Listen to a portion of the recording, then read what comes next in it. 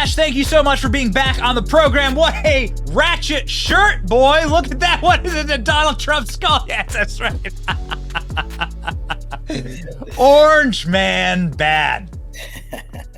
For you, I got to break out the good stuff, man. It's great to be with you. Thanks for having me back on. Kash, you have been on this. You have been on our program. You have been such a champion for the truth about January 6th. And you have said for years on this program that Donald Trump could not have engaged in an insurrection because Donald Trump is the only person trying to prevent that from happening by ordering the National Guard, by allowing the National Guard to be used that day, a request that was declined by Nancy Pelosi and declined by Muriel Bowser in Washington, D.C. You've been banging that drum before there was any proof, right? And you've been telling that story on this program and breaking a lot of news, by the way, in doing so. And so we just have to say thank you for telling us the truth for all these years. And two, how does it feel to be right? Look, it's really not about whether I was right or wrong. The point of government service, especially when you leave and you're asked to testify, is to tell the truth. You owe that to the American people, not to mention the fact that it's the law. Now, next to Russiagate, in my opinion, the events surrounding January 6th are the biggest disinformation campaign that the deep state and the fake news mafia have put out. Outside of the FISA abuse from Russiagate, this is a very close second. And look, I just posted again my January 6th transcript from the unselect committee of January 6th, led by Pelosi and all those hooligans. It was the last transcript released. The week before Thanksgiving, I was the lead witness for Donald Trump in the Colorado case trying to kick him off the ballot. And do you know what's happened in those 2 years? First, it went to, oh, you're wrong. Donald Trump did not authorize the National Guard. Now we know unequivocally he did because I put out the Bowser letter. I put out the Pelosi Capitol Police timeline. I put out the DOD timeline. And I put out every other record I could find. They're literally in the back of this book, Government Gangsters. Like we took them from the government, which is why Joe Biden hid it for a year, and put them out there into the bloodstream. And that's what it took us to break through. And that now they're like, oh, wait, he did authorize it. And Pelosi and Bowser did decline the request for National Guard days before January 6th. So now you know what the narrative is? Donald Trump should have ordered the National Guard and deployed them on January 6th and thereby committing insurrection. This is what we have to deal with. The case in Colorado was literally, and these guys aren't stupid, the law pivots on words. A president is permitted to authorize the National Guard. A president, under all legal counsel advice, cannot deploy uniformed military soldiers in the United States of America. Do you want to know why? Because it would be an insurrection. And now these guys are saying Donald Trump failed to act and order the deployment of the National Guard and thereby failed to commit an insurrection. So please kick him off the ballot. This is their logic now. And the mainstream media is buying it, not just the mainstream media. In about a week or so, I'm going to come out and list everybody in the media that has failed to cover the story accurately and also that got blackmailed by the January 6th committee, in my opinion, and bent the knee. So the tried and true legal method of, I know you are, but what am I? This is good. I'm very glad they're really digging deep here into the legal philosophy. You yourself are a prosecutor. You yourself, of course, have defended law enforcement and have worked with law enforcement and have prosecuted big-time bad guys with our federal government and in our federal government. And so I would like to play one or two clips for you, Kash, and just get your snap takeaway of what's going on here. Let's begin. Here is a footage of a man who was handcuffed on January 6th by Capitol Police and then fist bumped after being released by Capitol Police, clapped on the back and said, "Have a good day, sir." Can you please explain to me what's going on here? He's an obvious domestic terrorist and a MAGA supporter. He should be in prison for life.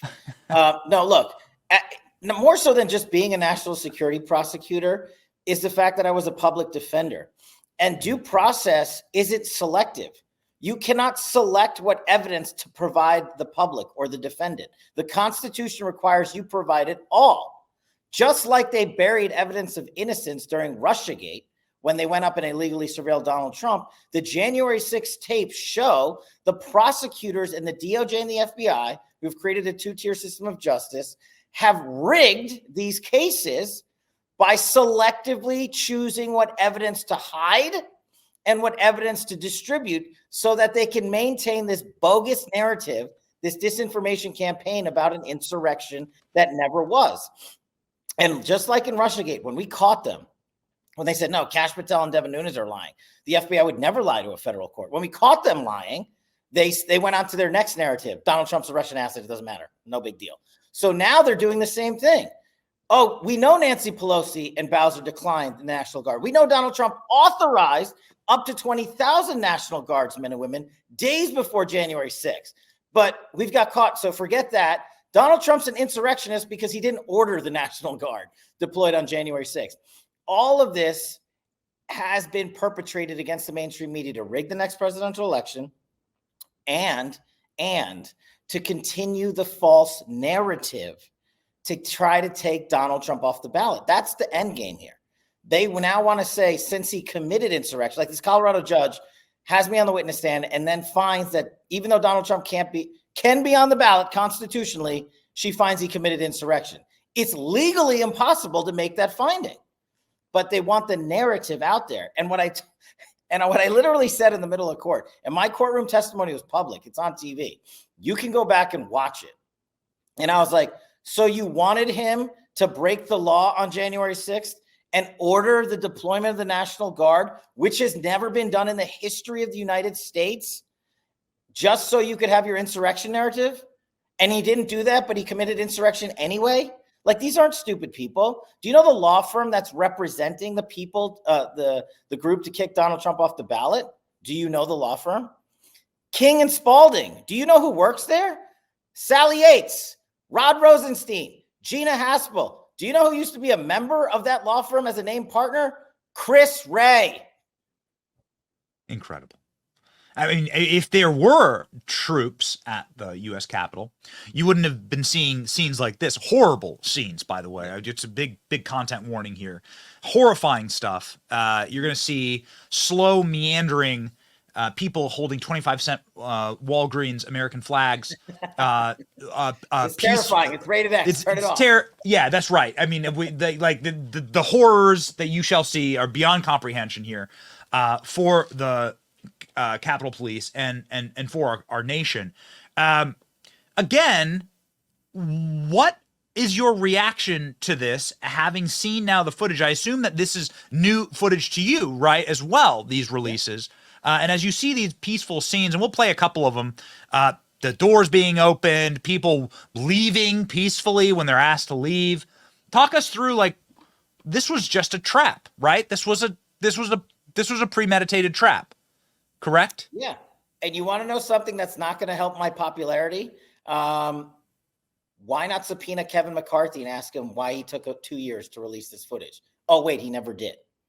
Why wasn't this out the door on day one? So the American public and the media could fight the false narrative of disinformation. He could have released it. He promised to release it. I'm not attacking him personally, but when you serve in a public office of that high position, and you make a statement to the American people that you're going to release the footage and you fail to do so, then you must be questioned as to why you failed to do so. No one has given me an answer that justifies the preclusion or the seclusion of evidence of innocence for so many people charged on January 6th. And on top of that, this insurrection narrative is again going to rig presidential elections. Why aren't we providing the American public with all the information so they could adjudicate that decision at the polls?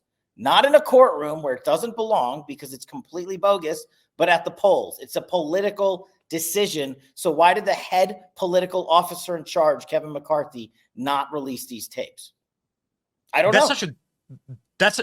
And you don't know. I don't know, but it does seem like there's some type of mendacity there, because why wouldn't you want people to see footage like this? People taking selfies. Hey, look at that. There's your 25-cent Walgreens American flag. People taking selfies respecting the building, walking within the velvet ropes. My favorite part about the terrorist insurrection is they maintain inside the velvet ropes. You were serving in the Trump administration when leftist orcs overran the White House and injured a bunch of Secret Service officers and cops and burned White House buildings to the ground. Do you think that if they had lowered the gates and let those people into the White House, that you'd see images like this? Or would you see the building on fire? Well, yeah, I mean, we know the answer to that, and I'll do you one better. Let's just go back to a week or two ago when protesters vandalized White House property and statues of our founding father by putting blood red paint all over the walls of the White House property and these statues. Now, when you analogize that to some of the criminal activity that has been prosecuted from in and around January 6th, there was a lot of crimes relating to vandalism. Where is Chris Wray and Merrick Garland's prosecution of these criminals? And when I say we have a two-tier system of justice, the rubes at MSNBC and CNN say, oh, that's political theater. No, it's not. It's a fair question. I want one system of justice. If you're going to prosecute them from January 6th for that activity, why aren't you prosecuting them for the same activity, if not more egregious activity, as it relates to protesting for Hamas? Yes. Because they did it during the Biden administration, and it's okay to be supportive of Hamas, which, by the way, just to remind the entire world, is a foreign terrorist organization. Donald Trump didn't come up with that label. It's been around for 25 years. Joe Biden didn't remove that label. They're terrorists today.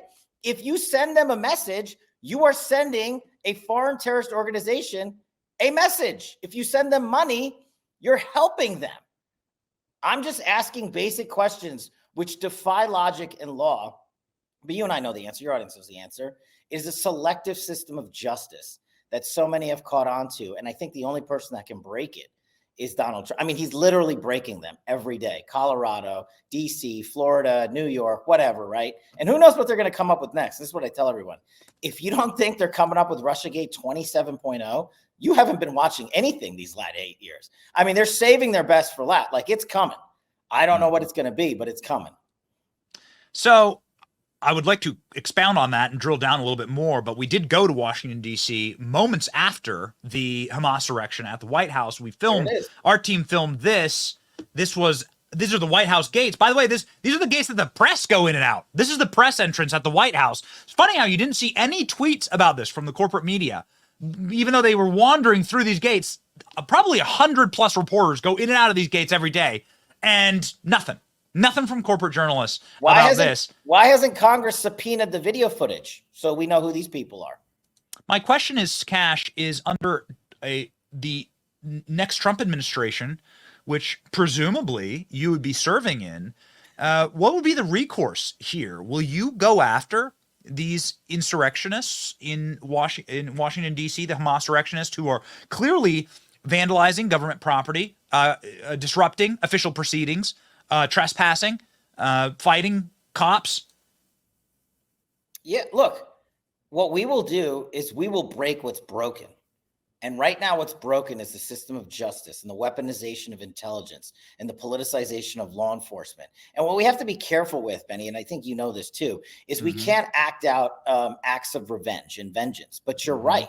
When people have broken the law and got away with it, as long as the statute of limitations has not run, that's the law, then you prosecute them. You prosecute everybody. Republican, Democrat, Green Party, Independent, whatever, the party of the moon. It doesn't matter. You have to. We don't have trust in our law enforcement anymore because they are making these decisions. You get a pass. It was for Biden. It was for Hamas. It was for the mainstream media. Don't worry. Nothing's ever going to happen to you. If you're pro-Trump, if you dare to protest outside an abortion clinic, if you dare to go to a house of worship, if you dare to interfere with your children's education at a school board meeting, the FBI will prosecute you. And hey, I've got a major breaking announcement. How about just like 30 minutes ago? Google notified me yet again that the FBI sent out subpoenas for my personal information when I was the chief investigator on the Russiagate case for the Congress. Yet again, I've already sued the FBI and DOJ for it. I now know they've done it multiple times. I just got the email 30 minutes ago. This is a two-tier system of justice I'm talking about. Where's the outrage on Capitol Hill? What are Jim Jordan and company doing when you have a dozen senior staffers who were unlawfully surveilled to get dirt on their bosses, Devin, Jim, all these people, because Rod Rosenstein and Chris Wray didn't like that we were exposing their corruption. It's another administrative form of a two-tier system of justice. You know, if they're not going to do the work, that's fine. That's what my lawsuit's for. I sued Chris Wray. I sued Rod Rosenstein. By the way, I sued Robert Hers, who's the current special counsel. I'm going to get all their communications. I'm going to depose them in public, and they're going to answer for it. You talk about the lack of faith in law enforcement. I know that you're a big time defender of law enforcement, and you're a big fine defender of the rank and file, agents that are out in the field.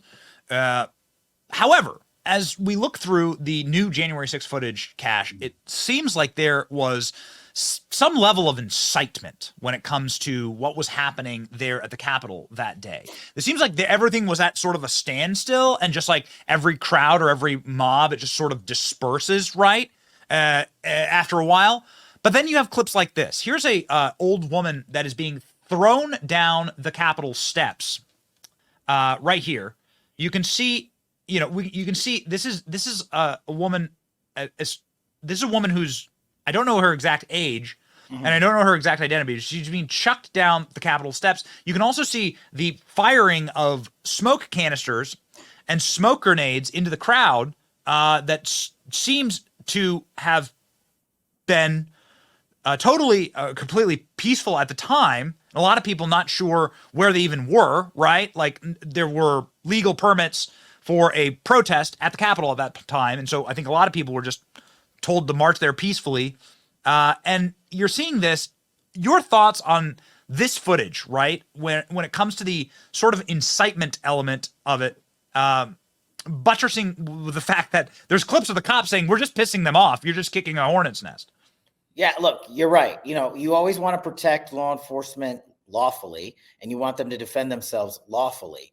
And what you have to now do is find out some of these actors and have Congress subpoena them, because DOJ and FBI aren't going to do anything.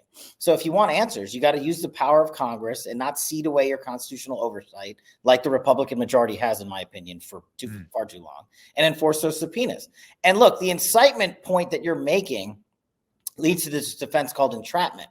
But beyond that, what should have happened is the FBI and DOJ needed to collectively make decisions before prosecution decisions were made to say, wait a second, if some old lady's getting chucked down the stairs, if they're throwing smoke bombs, do we really want to charge some of these people? And look, like you led the top of your show, is how I always lead January 6th conversations. Some people committed some pretty heinous acts, and they need to go to prison for a long time.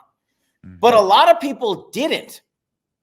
And what they did was they chose a system of justice that was selective, and they weaponized it to put out and complement a narrative that they wanted out there. MAGA is a domestic terrorist.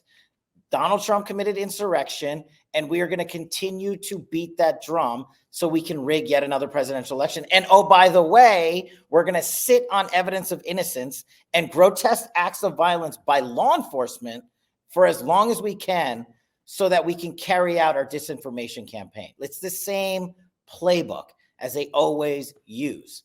And now the media is on, the mainstream media is past January 6th. All they care about is insurrection, insurrection, insurrection. MAGA is terrorist, MAGA is terrorist. They don't actually care about real terrorists killing people and starting wars overseas. But this old lady here apparently is one of them. I know that you are a man who knows a great deal, Kash. And I know that you are a man who's worked inside of our federal government. You've seen these actors up close. You were the chief investigator on Russiagate. You've been right. It's hard to find anything that you've been wrong about, to be quite honest with you. Just hang out with me for a couple of days. We'll get a lot wrong. I actually encourage you to do that. If you have a chance to hang out with Kash Patel, you should. I have taken that opportunity, and it didn't disappoint. Ladies and gentlemen, but Kash Patel, I have the final question for you, which is, you say that they're cooking up something for 2024. Things are going too well. I'm starting to get that like Spidey sense. It's like we at the top of the show, we're like, look at all these polls. Look at Donald Trump crushing. Look at Donald Trump in South Carolina at the standing, roaring, deafening ovation. Joe Biden can't even go to Nantucket without being booed, right, and heckled everywhere he goes. He has to change his presidential route just to get away from protesters. What do you think will happen for the next 11 months? What is your prediction? Man, They are going to come after him 10 times as hard as they are coming after him right now. Him, Donald Trump, and the America First movement. And I think they're going to use justice. I think they're going to use the FBI. I think they're going to commit more acts of unlawful surveillance. I mean, these are just things that are every day for them now that they don't even care about because they won't get caught till later. But what is it ultimately leading to? I think they're going to find a way to remove Joe Biden because they know they can't have him be the candidate, probably by charging Hunter Biden with something super serious and then having Joe come in and commute his sentence or pardon him and say, okay, I'm done. I'm out. Put in whoever you want, Gavin Newsom or whatever. I think that's the likely scenario for me that's going to happen. But I don't know specifically how they're going to come after Donald Trump and America First, but I do know that they're already doing it. And we'll probably see it from the mouths of Garland and Wray. Wow. The people who are really in charge. Yeah. And selfishly buy this book, bestseller. Yeah, there you go. Trump Blueprint for 2024 Government Gangsters, bestseller. Go to governmentgangsters.com. Pop it up on screen. Governmentgangsters.com. Available now. Get the signed version. You won't be disappointed. The great Kash Patel. God bless you, sir. Merry Christmas. It's going to be a wild one. Happy holidays, my friend, and thanks for helping me deconstruct and defeat the deep state. You got a long way to go. My man.